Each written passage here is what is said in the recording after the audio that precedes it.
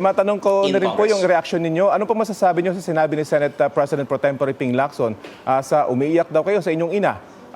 May payo ba sa inyo yung inyong ina? Ay, actually, baka yung ina ko po yung umiyak, hindi po ako. Dahil palagi niya po akong pinapayuhan na hindi ko naman kailangan magsalita tungkol sa mga issues ng DPWH. At yung ikinalulungkot ko nga po ay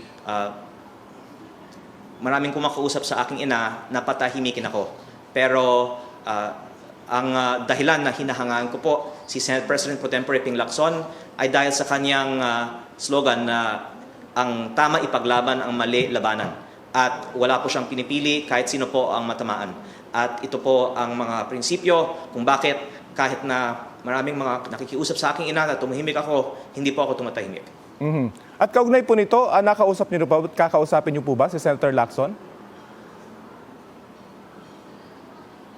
Ako po ay nag-usap na kay Senator Ping Lacson last year, tapos nag-set po ako ng pangalawang meeting through his office, pero hindi po natuloy dahil may sunog sa Senado sa araw na yon.